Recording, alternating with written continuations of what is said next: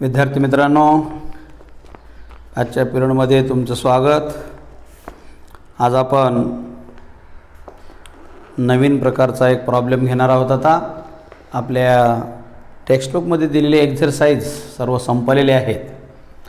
आता जे इलिस्ट्रेशन आहेत, आपल्याला सोडून दिलेली जी पुस्तकातले उदाहरणं आहेत, त्यामध्ये जे काही अवघड आहे, एक लिस्ट आहे, समजून सांगण्यासारखं आहे, अशा प्रकारचे प्रॉब्लेम आता मी घेणार आहे। इलिस्ट्रेशन घेत आहे।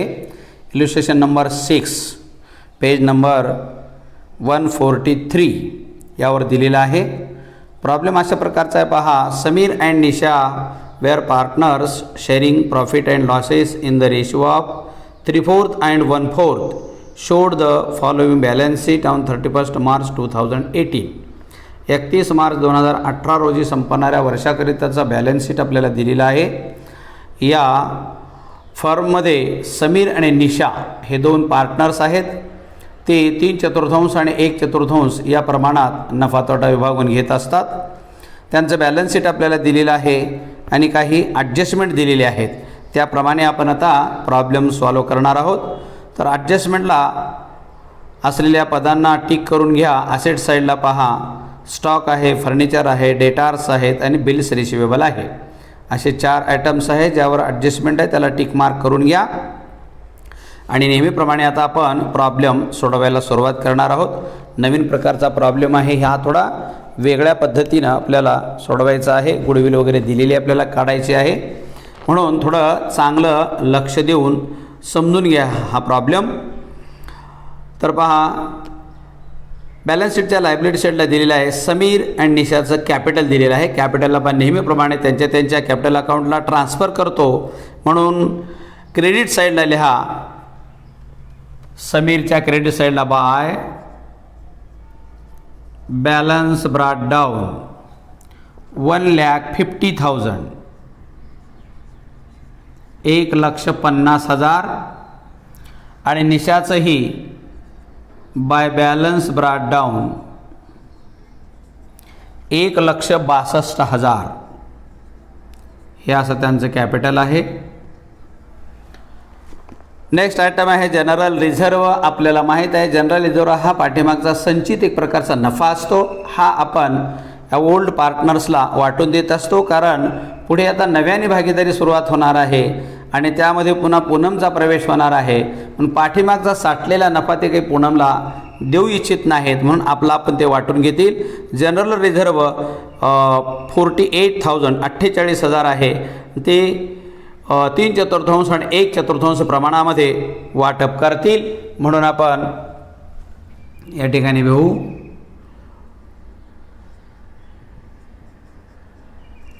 Distribution of general reserve. पहिला आहे समीर, 48,000 मध्ये समीरचा हिस्सा आहे 3/4 आणि निशाचा हिस्सा आहे 48,000 मध्ये 1/4। हे दोन्ही वाटून घेतील। 4 × 4 4 × 2 = 8, हे 12 × 36, पुन्हा 4 × 4 4 × 2 = 8, 12,000, 12 × 1 = 12, 36,000 आणि 12,000 अशा प्रकारे हे 48,000 आपण वाटून दिले। याची एंट्री कशा प्रकारे होते? General account debit to Sameer's capital account आणि निशाज कॅपिटल अकाउंट। त्यांच्या कॅपिटल अकाउंटच्या क्रेडिट साईडला घेऊन टाका by general reserve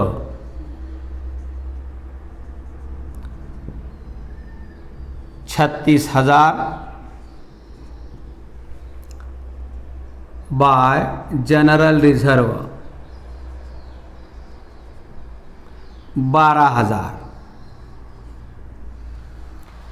next item आहे क्रेडिटार्स 90,000। क्रेडिटार्सवर काही ॲडजस्टमेंट नाही, जशा तसंच न्यू बॅलन्स शीटला घेऊन टाका क्रेडिटार्स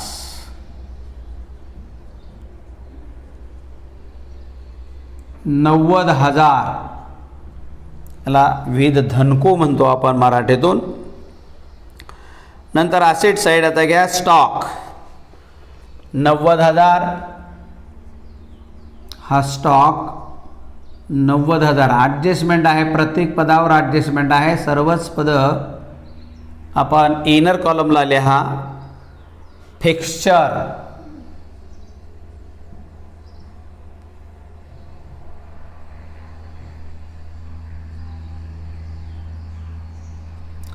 फिक्स्चर आहेत 60,000.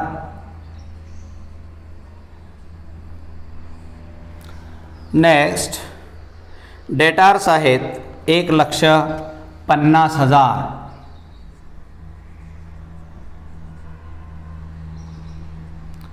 $1,50,000.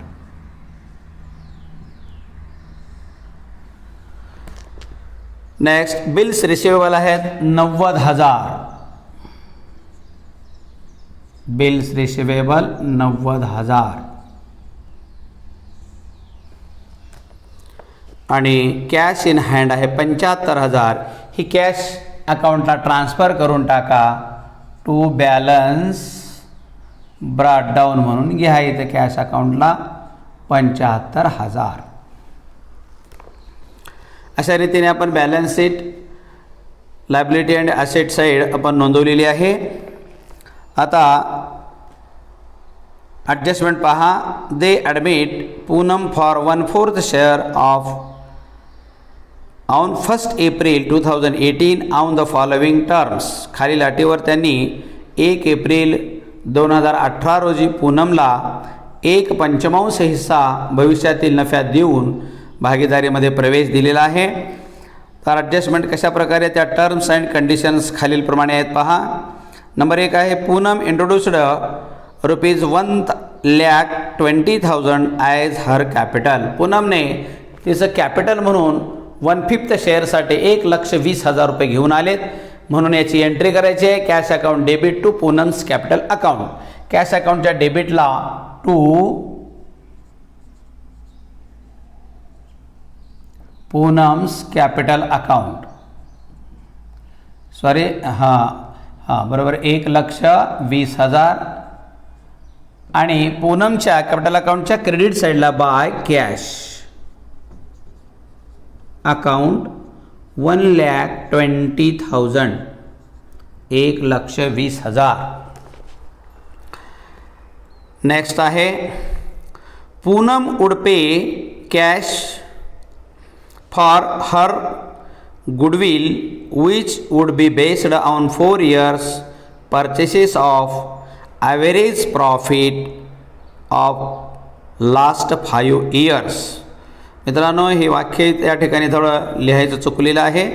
Poonam would pay cash for goodwill असं लिहिले त्यांनी. इथं for her share of goodwill which would be based on 4 years purchases of average profits of last years अशा प्रकारे आपण वाचायचं आहे. म्हणजेच पूनम गुडविल आणणार आहे. कशी आणणार आहे? मागील 5 वर्षाच्या नफ्याच्या सरासरी नफ्याच्या 4 वर्ष खरेदी मूल्या इतकं गुडविल ते आणणार आहे. मग गुडविल आपण कॅल्क्युलेशन करू आणि त्यावेळेस मग आपण किती हिस्सा तिचा निघतो तो पाहू. तर त्या अगोदर आपण तिसरी ॲडजस्टमेंट पाहू. Assets revalued as under. सर्व ॲसेट्स रिव्हॅल्युएशन खालीलप्रमाणे करण्यात आलेले पहा. Fixture at ₹45,000. फिक्स्चर आपले किती आहेत पहा, 60,000 आहेत. आता ते फक्त 45,000 ठेवायचे आहेत आपल्याला. म्हणजे फिक्स्चरचं डिव्हॅल्युएशन झालेलं आहे, डिक्रीज झालेले आहेत. डिक्रीज करायचं आहे. किती डिक्रीज झाले काढा बघू आता. 15,000 फिक्स्चर डिक्रीज झालेले आहेत पहा. 10 मधून 5 गेले, 5 राहिले, इथं राहिले 5, 5 मधून 1 गेलं, 4 राहिले, 45,000. म्हणून फिक्स्चर 15,000 कमी झालेत. अर्थात आपल्याला फिक्स्चरच्या रिव्हॅल्युएशनमुळं लॉस झालेला आहे आणि तो लॉस आपण प्रॉफिट अँड लॉस ॲडजस्टमेंट अकाउंटच्या डेबिट साईडला घेणार आहोत. म्हणून टू फिक्स्चर ₹15,000, 15,000चा लॉस झाले आपल्याला. Next, bills receivable ₹1,20,000. बिल्स रिसिवेबलचं रिव्हॅल्युएशन 1,20,000 करण्यात आलेलं आहे. म्हणजे यामध्ये इन्क्रीज झालेलं आहे, प्लस इन्क्रीज म्हणायचं. किती इन्क्रीज झालं पहा, 1,20,000वर नेलेलं आहे बिल्स रिसिवेबल. म्हणजे 30,000ने आपले बिल्स रिसिवेबल वाढलेले आहेत. 9 3 12. म्हणजे या ठिकाणी 30,000चा प्रॉफिट आपल्याला बिल्स रिसिवेबलच्या रिव्हॅल्युएशनमुळे झालेला आहे. म्हणून तो प्रॉफिट अँड लॉस ॲडजस्टमेंट अकाउंटच्या क्रेडिट साईडला घेऊन टाका. By bills receivable 30,000.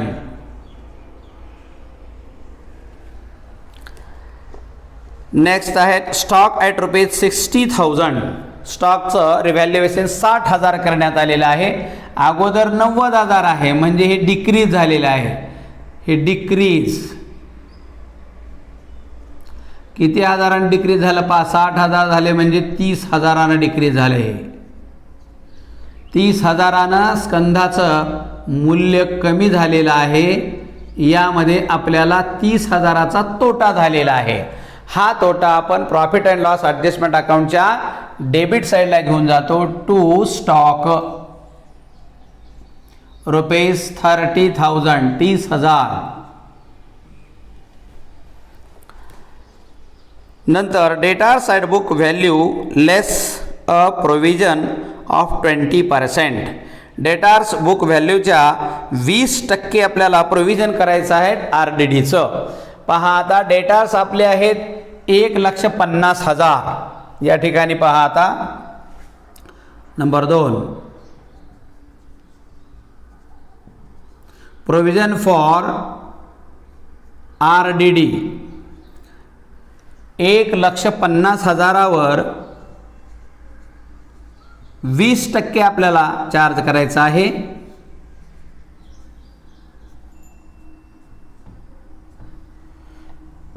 15 दुगुणी 30,000. पहा RDD आपला 30 आलेला आहे. 30,000 कमी करा. मित्रांनो, यामध्ये एक चांगली लक्षात ठेवण्यासारखी गोष्ट आहे. RDD आपला ऑलरेडी 15,000चा होता. मागून चालत आलेला RDD 15,000चा होता. बॅलन्स शीटमध्ये दिलेले आपल्याला 1,50,000तून 15,000 वजा करून बाहेर 1,35,000 घेतलेले आहेत जुन्या बॅलन्स शीटमध्ये. आणि आता आपल्याला 20% ठेवायला सांगितले, म्हणजे 30,000 आलेला आहे. 30,000 RDD आपण इथे घेतला, वजा केला, 1,20,000 आलेले आहेत. आता इथं मात्र आपल्याला कितीनं लॉस झाला हे लक्षात घेण्याची बाब आहे. इथं लॉस आपल्याला झाला 15,000चा फक्त. जरी आपण इथून 30,000 वजा करत असलो तर यातले 30,000तले 15,000 हे पूर्वीचेच आहेत. म्हणजे बदललेलं मूल्य नाही. बदललेलं मूल्य फक्त 15,000. पूर्वी 15,000 होते, आता 15,000 वाढल्यामुळे 30,000 झाले. म्हणजे फक्त 15,000चा आपल्याला तोटा झाला. एवढाच विचारात घ्यायचा आहे, नवीन झालेला तोटा. आणि प्रॉफिट अँड लॉस ॲडजस्टमेंट अकाउंटच्या डेबिटला RDD नावानं फक्त 15,000 नोंदवायचे आहेत. म्हणून इथं डेबिट साईडला घेऊन टाका RDD ₹15,000. नेक्स्ट नंतर bills payable of ₹15,000 have been omitted from books. ही एक ॲडजस्टमेंट आपल्याला समजून घेण्यासारखी आहे मित्रांनो. काय म्हणतात तिथं पहा, bills payable of ₹15,000 have been omitted from books.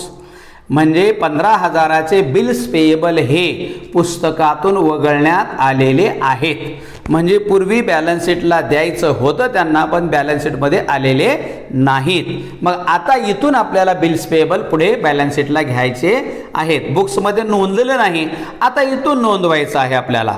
नोंदविलं नाही म्हणून सांगतात, याचा अर्थ असा की आता तुम्ही नोंदवावं म्हणून आपण इथं नोंदवायचे आहेत. बिल्स पेएबल आता नव्याने लिहायचे आहेत. बिल्स पेएबल ही आपली लायबिलिटी आहे, नवीन लायबिलिटी निर्माण झालेली आहे. म्हणून लायबिलिटी साईडला बिल्स पेएबल हे नवीन लायबिलिटी लिहून टाकायची आहे आपल्याला.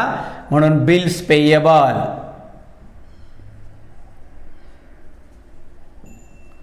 $15,000. आता ही नवीन लायबिलिटी निर्माण झाली मित्रांनो, म्हणजे आपल्याला लॉस झाला, देणं वाढलं आपलं ना.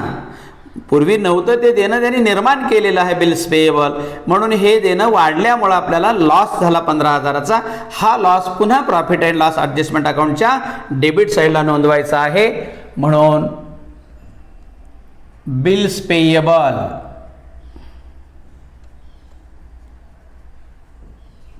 हे 15,000. हां, अशा प्रकारे आपले ॲडजस्टमेंट झालेले आहेत. आता आपण प्रॉफिटचं गुडविलचं कॅल्क्युलेशन करूया. आपल्याला गुडविल दिलेलं आहे. Profit for the last 5 years wear as under अशा प्रकारे दिलेलं आहे. 60,000, 45,000, 75,000, 30,000 आणि 45,000. All are the profits, there is no loss. म्हणून सगळ्याची आपल्याला बेरीज करायची आहे. आता आपण गुडविलचं कॅल्क्युलेशन करूया. आता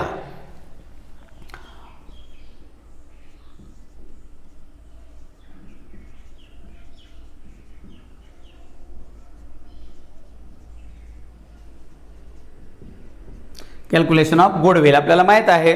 ॲव्हरेज प्रॉफिटनं काढायला सांगितलं. पहिल्या मेथडनं सांगितलं आपल्याला. 2 मेथड आपण पाहिले आहेत. ॲव्हरेज प्रॉफिट मेथड एक आणि सुपर प्रॉफिट मेथड एक, अशा प्रकारच्या 2 मेथड आहेत. इथं आपल्याला ॲव्हरेज प्रॉफिटनं सांगितलेलं आहे. ॲव्हरेज प्रॉफिटमध्ये 4 पायऱ्या आहेत आणि सुपर प्रॉफिटमध्ये 6 पायऱ्या आहेत. तशा प्रकारे आपण पायऱ्यानं जायचं आहे. इथ्या ठिकाणी पहिल्यांदा टोटल प्रॉफिट काढून घ्यायचा, नंतर ॲव्हरेज प्रॉफिट काढून घ्यायचं, नंतर गुडविल काढून घ्यायची, पूर्ण फर्मची गुडविल निघते आणि मग इथून मग पूनमचा जो काही हिस्सा आहे कॅपिटल गुडविलचा तो हिस्सा काढायचा. असं आपल्याला 4 टप्प्यामध्ये गुडविलचं कॅल्क्युलेशन करायचे आहे.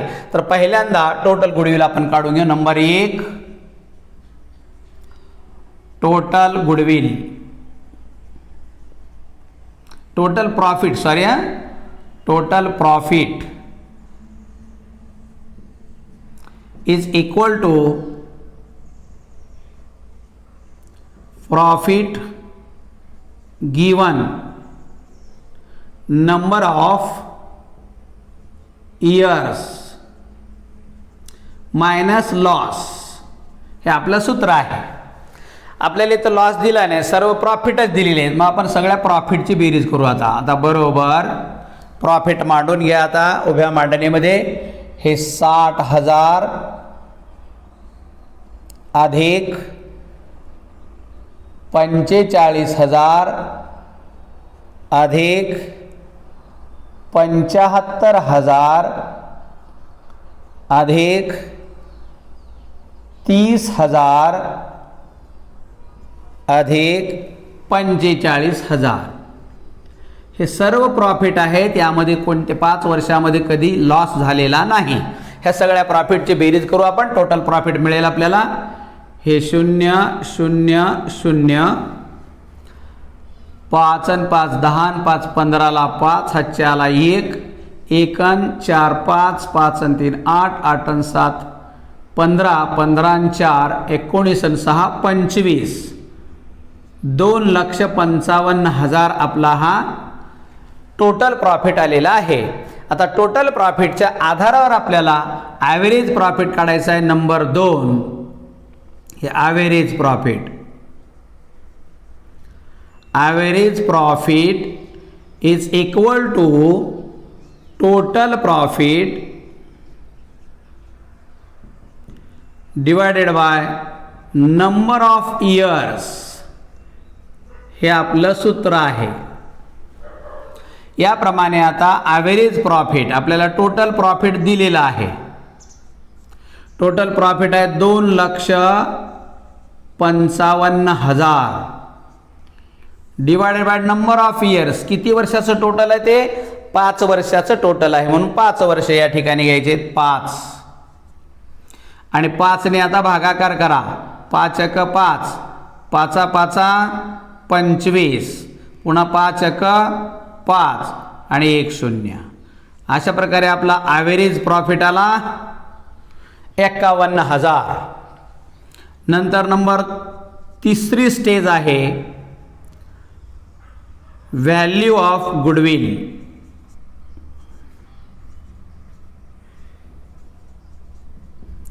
Value of goodwill is equal to average profit into number of purchase years. Average profit आपल्याला आलेला आहे 51,000 गुणिले नंबर ऑफ परचेस इयर आपल्याला दिले पाहिजे. परचेस आहेत 4 म्हणजे 4 ने गुणाकार करायचा. 0 0 0 4 1 4 4 पंचे 20. अशा प्रकारे टोटल फर्मची व्हॅल्यू आलेली आहे 2,04,000 एवढी आलेली आहे. आता यातला फक्त आपल्याला पूनमचा हिस्सा काढायचा आहे. भविष्यकालीन फर्ममध्ये पूनमचा हिस्सा फक्त 1/5 राहणार आहे. तिला भविष्यातील नफ्यामध्ये 1/5 हिस्सा म्हणजे संपूर्ण पार्टनरशिपमध्ये तिला 1/5 हिस्सा राहणार आहे. तसं गुडविलमध्ये देखील तिला आणायची गुडविल किती आहे तर तिच्या हिस्साची ती तेवढी घेऊन येईल. तिच्या हिस्साला किती येणार आहे 2,04,000 पैकी ते पाहू. कारण तिला नफ्याचा हिस्सा दिलेला 1/5 म्हणून आता पहा कोण आहे पूनम्स शेअर इन गुडविल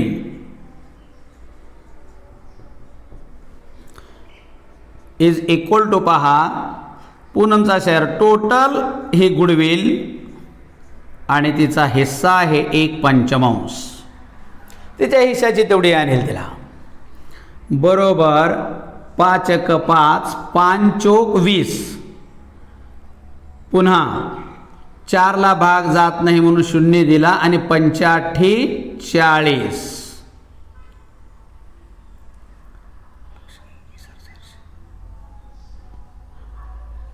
85 40 पहा 2,04,000 2,04,000 5 चौक 20 भाग जात नाही 0 दिला 85 40 हे 2 0 वर ठेवले म्हणजे 40,800 हा आला पूनमचा हिस्सा. म्हणून आता पूनमचं गुडविल तिने कॅश स्वरूपामध्ये आणलेलं आपल्याला सांगितलं आहे. ॲडजस्टमेंट नंबर 2 पहा पुन्हा एकदा. Poonam would pay cash for her share of goodwill. तिचा शेअर आहे 40,800 ती कॅश आणलेली आहे. म्हणून आता नोंद होईल cash account debit to goodwill account. Cash अकाउंटच्या डेबिटला टू गुडविल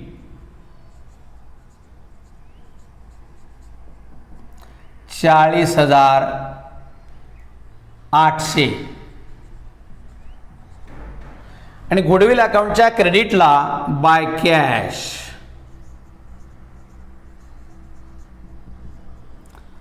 40,800. यानंतर आता ही गुडविल ओल्ड पार्टनरला म्हणजे समीर आणि निशाला वाटून द्यायची आहे. त्याची नोंद काय होणार आहे goodwill account debit to Sameer and Nisha's capital account. म्हणून आता हे वाटून द्यायचे आपल्याला.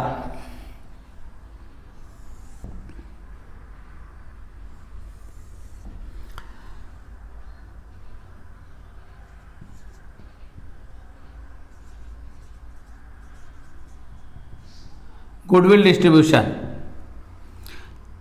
40,800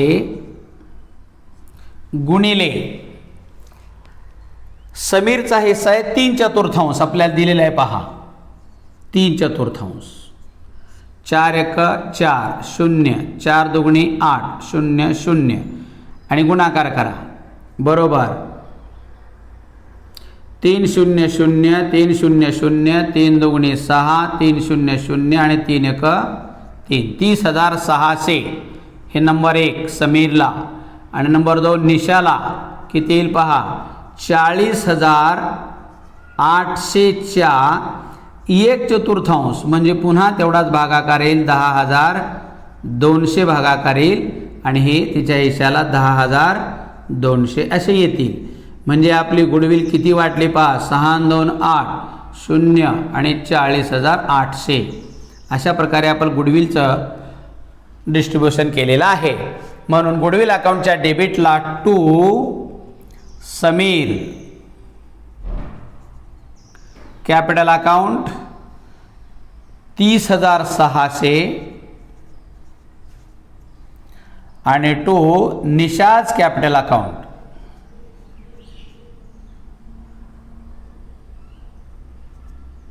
कॅपिटल अकाउंट 10,200.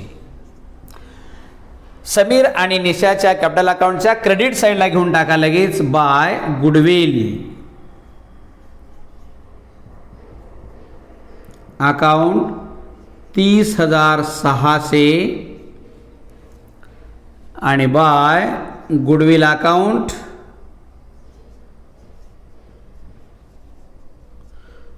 10,200. अशा प्रकारे आपण गुडविलचं कॅल्क्युलेशन पूर्ण केलेलं आहे. आता यानंतर आपल्याला प्रॉफिट अँड लॉस ॲडजस्टमेंट आपण क्लोज करू. जो काही प्रॉफिट लॉस येतो तो पाहू. आता पहा, ॲडजस्टमेंट अकाउंटच्या डेबिट साईडची बेरीज जास्त येणार दिसते आहे, म्हणून अगोदर डेबिट साईडची बेरीज करा. 0 0 0 5 आणि 5 10 आणि 5 15ला 5 हातच्याला 1 1 आणि 1 2 आणि 3 5 आणि 2 7 75,000 बेरीज झालेली आहे. हे 75,000 क्रेडिट साईडला ठेवून टाका. 75,000तून 30,000 वजा करा म्हणजे बॅलन्स किती उरतं ते तोटा राहणार आहे आपला 0 0 5 आणि 4. हे 45,000 लॉस आलेला आहे. हा लॉस वाटून द्यायचा आहे आपल्याला. पहा, distribution of loss on P&L adjustment account. P&L adjustment अकाउंटवरचा जो काही लॉस आलेला आहे तो लॉस वाटायचा आहे. पहिला आहे समीर, 45,000मध्ये त्याचा हिस्सा आहे 3/4. 3/4 आपल्याला दिलेला आहे. 4 1 4 4 1 4 पुन्हा 4 1 4 1 राहिलं 10 झाले, 4 2 8 2 राहिले 20 झाले, 4 5 20 हे 0 11,250. हा एवढा भागाकार आलेला आहे. भागाकाराला 3 ने गुणाकार करा. आता 0 3 5 15ला 5 हातच्या 1 3 2 6 आणि 1 7 3 1 3 आणि 3 1 3 33,750. आणि नंबर 2 आहे निशा. निशाचाही 45,000मध्ये हिस्सा आहे 1/4. म्हणून पुन्हा भागाकार करा. 4 1 4 हे 4 1 4 पुन्हा 4 1 4 1 राहिलं 10 झाले, 4 2 8 राहिले 2 20 झाले, 4 5 20 आणि हा 0 याच्यावर ठेवला म्हणजे 11,250. हे 11,250. अशा प्रकारे वाटलेला नफा बरोबर तोटा बरोबर आहे का पहा. 5 आणि 5 10 हातच्याला 1 8 आणि 2 10 हातच्या 1 4 आणि 1 5 आणि 3 आणि 1 4 म्हणजे डिस्ट्रीब्युशन आपलं करेक्ट आलेलं आहे. आता याची एंट्री काय होईल मित्रांनो. प्रॉफिट अँड लॉस ॲडजस्टमेंट अकाउंटच्या क्रेडिट साईडला लॉस आलेला आहे. अर्थातच पार्टनरच्या कुठे जाणार आहे आता डेबिट साईडला जाणार आहे. म्हणून काय होणार आहे, Sameer's capital account debit 33,750, Nisha's capital account debit 11,250 and profit and loss adjustment account 45,000. अशा प्रकारे आपल्याला म्हणून समीरच्या इथे या ठिकाणी लिहा समीर आणि निशा. समीरला 33,750 आणि 11,250 निशाला. त्यांच्या डेबिट साईडला ठेवून टाका. टू P&L ॲडजस्टमेंट अकाउंट कंसात लॉस 33,750. पुन्हा निशाच्या कॅपिटल अकाउंटला to P&L adjustment account loss कंसामध्ये 11,250. 11,250 अशा प्रकारे आपण झालेला प्रॉफिट ही वाटून दिलेला आहे. आता प्रॉब्लेम आपला संपलेला आहे. आता एक एक अकाउंट क्लोज करत त्यांची बॅलन्सेस आपण बॅलन्स शीटला घेत जाऊ. आता पहिल्यांदा कॅश अकाउंट क्लोज करूया. कॅश फक्त आपल्याकडे 75,000 होती. पुन्हा पूनमने कॅपिटल म्हणून 1,20,000 आणले आणि गुडविलच्या स्वरूपात 40,800 आले. म्हणजे एकूण कॅश आपल्याजवळ आता किती जमलेली आहे पहा. 5 7 9 4 13ला 3 हातच्याला 1 2,35,800 एवढी कॅश आपल्याकडे आता जमा झालेली आहे. 2,35,000 आणि ही आता बॅलन्स शीटला जाईल. By balance carried down 2,35,800. Balance शीटच्या आसेट साईडला घेऊन टाका. Cash in hand 2,35,800. 2,35,800. हां, अशा प्रकारे आता गुडविल अकाउंट क्लोज करून टाका. गुडविल अकाउंट आपोआप क्लोज होऊन जाईल, काय बॅलन्स उरणार नाही याचा. समीरचा अकाउंट क्लोज करा. समीरच्या अकाउंटची क्रेडिट साईडची बेरीज जास्त येणार आहे म्हणून ती प्रथम करा. 6 6 6 6 5 3 8 3 11ला 1 हातच्याला 1 2,16,600. हे 2,16,600.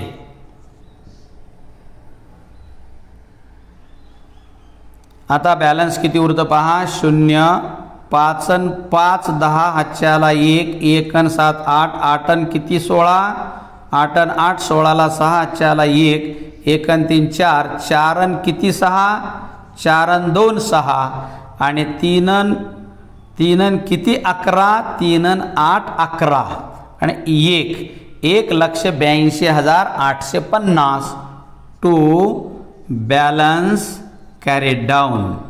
हे बॅलन्स तिकडे घेऊन जायचं आहे. इथं आता कॅपिटल अकाउंट. हे कॅपिटल अकाउंट आता प्रत्येकाचे. पहिला आहे आपण समीरचं काढलेलं आहे. समीर 1,82,850. 1,82,850. आता निशाचं देखील क्रेडिट साईड जास्त येते, ती बेरीज करा. 0 0 2 2 2 4 6 2 8 आणि हे 1,84,200.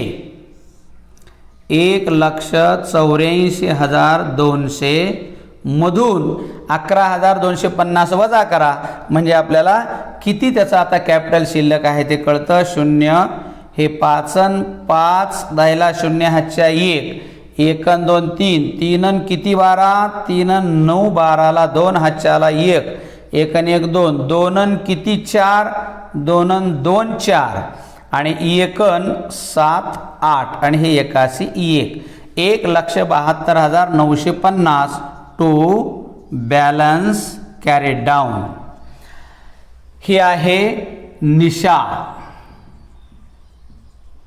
1,72,950 आणि आता 1,20,000 हे टू बॅलन्स कॅरेड डाऊन. 1,20,000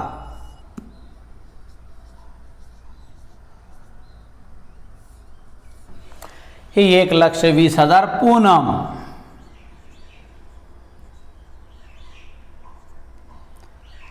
$1,20,000.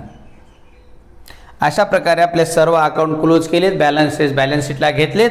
आता बॅलन्स शीट क्लोज करूया. पहा 0 5 5 10ला 0 हातच्या 1 1 8 9 9 9 18 18ला 8 हातच्याला 1 1 5 6 6 2 8 8 2 10 10ला 0 हातच्या 1 1 9 10 10 1 11 11 8 19 19 7 26 26 2 28 28ला 8 हातच्या आले 2 2 1 3 4 5 5,80,800. हे 0 हे 0 हे 8 8 5 5 10ला 0 हातच्या 1 एकन 6 7 7 4 11 11 2 13 13 2 15 15 3 18 18 8 8 1 1 1 2 2 1 3 3 2 5. मित्रांनो अशा प्रकारे आपलं 5,80,800 ने गणित टॅली झालेलं आहे, बॅलन्स शीट टॅली झालेलं आहे, अर्थात प्रॉब्लेम बरोबर आलेला आहे. अशा रीतीने आपण या प्रॉब्लेममध्ये काय नवीन शिकलं पहा, लक्षात ठेवा. एक पहिली बाब आहे, डेटार्सला 15,000 ऑलरेडी दिलेले होते, आपण 30,000 वाढवले, म्हणजे फक्त 15,000 ते विचारात घेतले. एक नवीन आहे. आणि दुसरं आपल्याला गुडविलचे कॅल्क्युलेशन यामध्ये दिलेलं आहे. ॲडजस्टमेंट दुसऱ्या जास्त दिल्या नाहीत, पण एकच ॲडजस्टमेंट सर्वात मोठी अशी दिलेली आहे कॅल्क्युलेशन आपल्याला करण्यासारखी. आणि दुसरं एक नवीन यामध्ये आहे, ते म्हणजे नवीन जे बिल्स पेएबल, नवीन लायबिलिटी निर्माण झालेली आहे, तोटा देणारी, हे आपण या ठिकाणी नवीन शिकलेलं आहे. आता एवढ्यावर आपण इथं थांबूया. पुढचं इलस्ट्रेशन घेऊन मी पुढच्या तासाला येईन. तोपर्यंत थांबू आणि धन्यवाद.